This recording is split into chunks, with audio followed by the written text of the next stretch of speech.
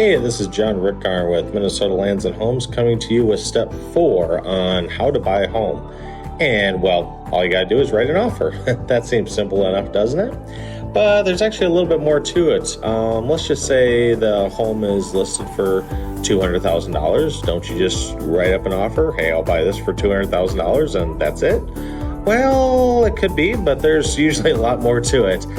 For instance, how are you acquiring the property? Are you financing it? Well, then you'll need to have a pre-approval letter as well as, say, proof of funds if you're buying it with cash or need the down payment for conventional financing or FHA or VA or however you're acquiring the property.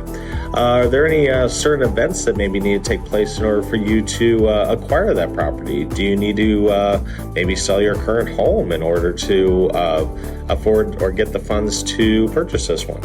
Is there a current lease that you have in place? Maybe you're renting right now. Does that need to be addressed with your landlord? And is there a better timeline that works with your schedule that you need to get the seller's permission as far as a closing date? That's something to consider as well. Have you looked through all the disclosures and see if there's any red flags or any concerns that you have with the property? And maybe a better question, have you received all the disclosures from the sellers on the property and looked through them and gone through them, and depending on the depth of it, maybe sought legal counsel or professional to get a second opinion on the disclosures and anything else that you might need to be concerned about? What about inspection items? Should you have a property inspection? If you need to get inspected, do you know of a good property inspector? Or is there any licensed ones? Or is there a licensing procedure for getting an inspection? What about any days or timelines for the inspection to be completed?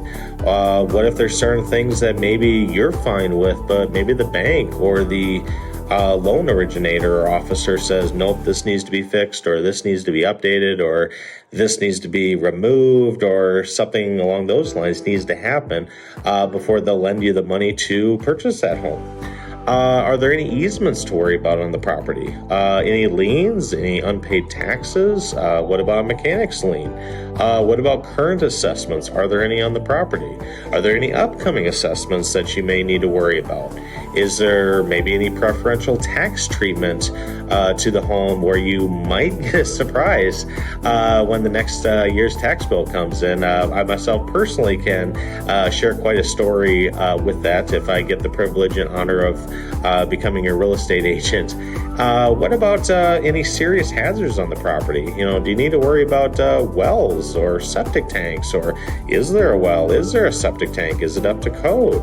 Do you write up earnest money? How much should you write up an earnest check for?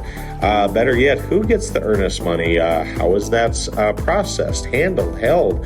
What happens to that money before the transaction comes to completion? Or if something falls through, what happens to the earnest money then?